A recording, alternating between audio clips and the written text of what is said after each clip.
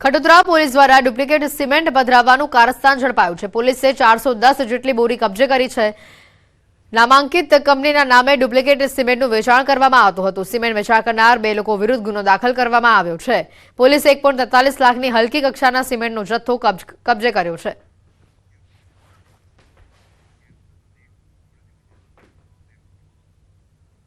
સમાચારોમાં હાલ રોકાઈશું એક બ્રેક માટે।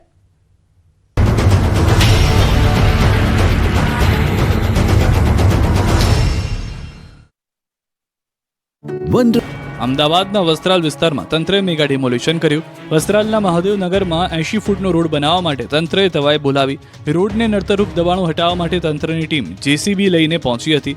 એએમસીની ટીમે 80 ફૂટ રોડ પહોળા કરવા અને રહેણાંક મકાન પર જમીન દોસ્ત કરાયા। વચ્ચે આવતા દબાણોને જમીન દોસ્ત કરીને રામજી મંદિરથી તક્ષશિલા સુધી 80 ફૂટના રોડનો કરાયો પહોળો। ટીપી રસ્તો પહોળો કરવામાં અનેક સોસાયટીના રહેણાંક મકાન જમીન દોસ્ત થયા। બનાસકાંઠાના પાલનપુર જનસેવા કેન્દ્ર લોકો માટે મુશ્કેલીનું કેન્દ્ર બની ગયું છે। આધાર કાર્ડ કઢાવવા માટે લોકોને નિરાધાર થવાનો વારો આવ્યો છે। કેન્દ્ર પર કોઈ વ્યવસ્થા ન હોવાથી લોકોને મુશ્કેલીનો સામનો કરવો પડી રહ્યો છે। આધાર કાર્ડમાં અપડેટને લઈને દરરોજ લાઈન લાગે છે, તેથી દરરોજ અવ્યવસ્થા સર્જાય છે।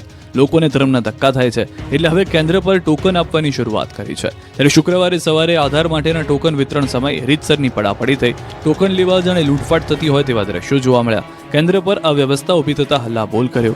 આધાર કાર્ડ કાઢવા આવેલા લોકોએ મચાવ્યો હોબાળો। જનસેવા કેન્દ્રમાં સર્જાયેલી અવ્યવસ્થાને લઈને અરજદારોએ ટોકન લેવા કરી પડાપડી। આધાર કેન્દ્રના 2 ઓપરેટરોને અમદાવાદ સાયબર સેલ તપાસ અર્થે લઈ જતા આધારની કામગીરી અટકી હતી। સ્માર્ટ વીજ મીટરને લઈને ચારે બાજુ બબાલ થઈ રહી છે, ત્યારે સુરતના માંગરોળમાં પણ વીજ સ્માર્ટ મીટરને લઈને હલ્લાબોલ થયો। સુરતના માંગરોળમાં લોકોએ વીજ કંપનીના સ્માર્ટ મીટરનો વિરોધ કર્યો। રહીશોએ વિરોધ સાથે વીજ કંપનીના અધિકારીઓની કામગીરી કરતા અટકાવ્યા। લોકોએ પ્રશ્નનો મારો ચલાવી વીજ કંપનીના અધિકારીઓને રવાના કરી દીધા। સ્માર્ટ મીટરથી લોકોને ગેરફાયદો થાય છે તેવું સ્થાનિકોએ વીજ વિભાગના અધિકારીઓને કહ્યું। ત્યારે સ્થાનિકોના આક્રોશ જોઈ વીજ વિભાગની ટીમ કામગીરી કર્યા વગર જ પાછી ફરવા મજબૂર બની હતી। ગુજરાતભરમાં બાર એસોસિએશનના પ્રમુખ અને હોદ્દેદારો માટેની ચૂંટણી યોજાઈ હતી, જેને લઈને મતદાન સવારે 9 વાગ્યાથી શરૂ થઈ ગયું। સાંજે 4:30 વાગ્યા સુધીમાં ચાલેલા મતદાનને લઈને રાજ્યભરના વકીલોમાં ઉત્સાહ જોવા મળ્યો। રાજ્યભરમાં 270 બાર એસોસિએશનની ચૂંટણીને લઈને ભારે ઉત્સાહ જોવા મળ્યો। સૌરાષ્ટ્રના સૌથી મોટા ગણાતા રાજકોટ બાર એસોસિએશનની ચૂંટણીમાં 3704 મતદારો મતદાન કર્યું।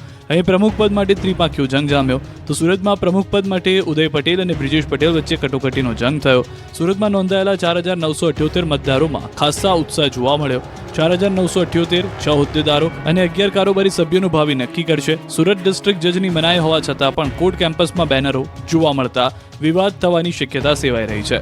કોર્ટ બિલ્ડિંગની ફરતે મુકાયેલા સીસીટીવી કેમેરાને પણ મેન્ટેન કરાયા, તો વડોદરા ખાતે વકીલો વચ્ચે ખરાખરીનો જંગ જામ્યો।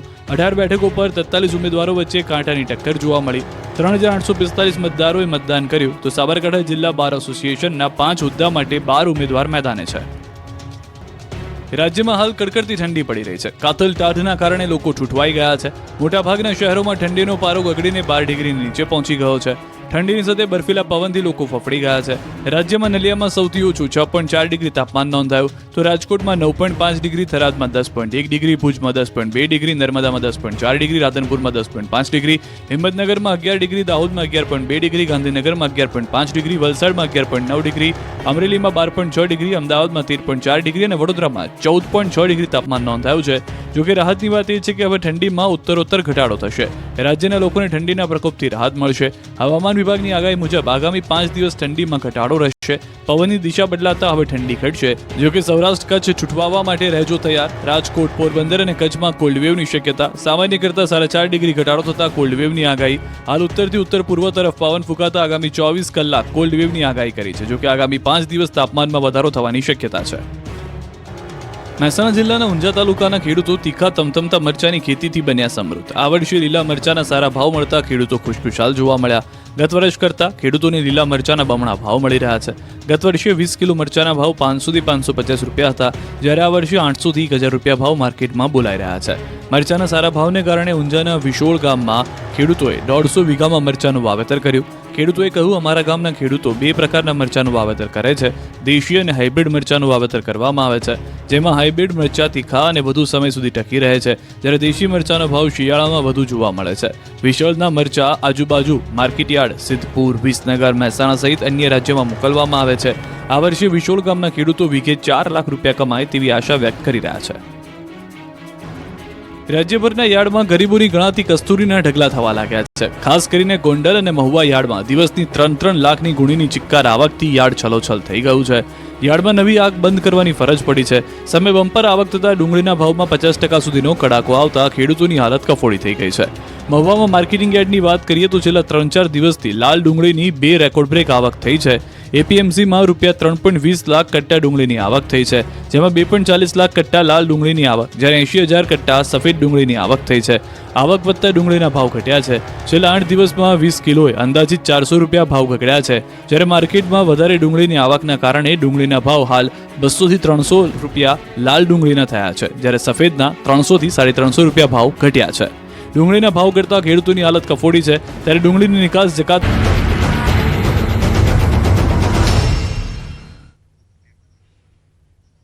બ્રેક બાદ આપનું સ્વાગત છે.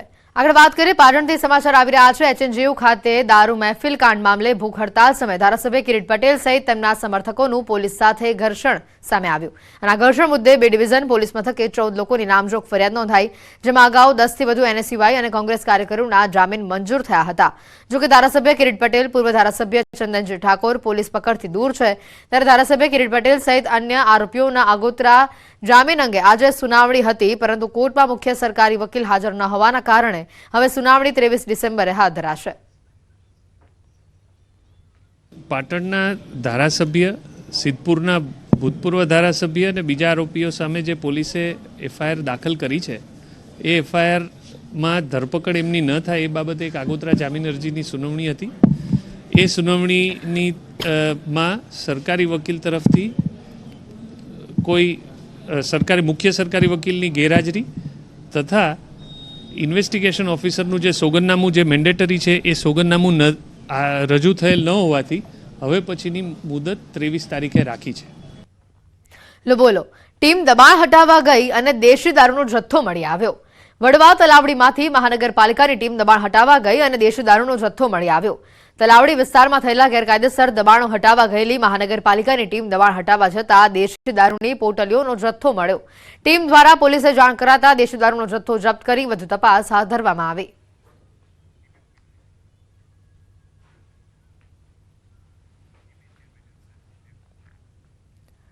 નર્મદાના રાજપીપળામાં 6 દેશના 13 જેટલા મશહૂર કલાકારોએ અદ્ભુત સંગીત પીરસ્યું. Indian national trust for art and culture heritage દ્વારા આ સંગીત કાર્યક્રમનું આયોજન કરવામાં આવ્યું હતું. વિનાયક રાવ વૈદ્ય ગાર્ડન ખાતે વર્ષ 1920માં બનેલ બેન્ડ સ્ટેન્ડ ખાતે સુરભી અન્સેબલ દ્વારા સંગીત કાર્યક્રમ યોજાયો. મહત્વનું છે કે મહારાજા વિજયસિંહજીએ રાજપીપળાના ગાર્ડનમાં બેન્ડ સ્ટેન્ડમાં ગામ લોકોને મનોરંજન મળે તેના માટે વર્ષ 1920માં આ બનાવ્યું હતું, પરંતુ રાજાશાહી વખતની આ જગ્યામાં વર્ષોથી સંગીત કાર્યક્રમ યોજાયો ન હતો, ત્યારે યુવરાજ માનવેન્દ્રસિંહ ગોહિલ દ્વારા ભવ્ય વારસાને જાળવી રાખવા સમગ્ર આયોજન કરવામાં આવ્યું, જેમાં તબલા, સિતાર, હાર્મોનિયમ, મેન્ડોલિન જેવા વાજિંત્રો થકી કલાકારોએ લોકોને મનોરંજન પૂરું પાડ્યું હતું. માં લોકો જે આવે ફરવા આવે એમને મનોરંજન માટે અહીંયા સંગીતના કાર્યક્રમો થાય અને અહીંયા વાદન અને મ્યુઝિક વાગે એ હેતુથી આ બનાવવામાં અહીંયા આવેલું. એને માટે આ કાર્યક્રમ આજે અહીંયા રાખવામાં આવ્યું છે, જ્યાં આંતરરાષ્ટ્રીય કલાકારો ભેગા થયા છે નૃત્ય, વાદન ને એમનું વોકલ સંગીત રજૂ કરવા માટે 6 દેશમાંથી. सुरभि एंसेम्बल में तबला बजाता हूँ और यहाँ राजपीपला में आके अभी हमने प्रोग्राम किया, बहुत अच्छा लगा. इतना अच्छा माहौल, इतना अच्छा क्राउड और ऐसा सपोर्टिव वातावरण जो है, उसमें गाने बजाने में अपनी कला प्रस्तुति में एक अलग ऊर्जा आती है. એ જે હેરિટેજ વસ્તુ છે તે રાજપીપળામાં ડેવલપ થાય તેના જાગૃતિના ભાગનો આ કાર્યક્રમ હતો અને રાજપીપળાના સર્વજનોએ આ કાર્યક્રમને સરસ નિહાળીને આનંદ માણ્યો.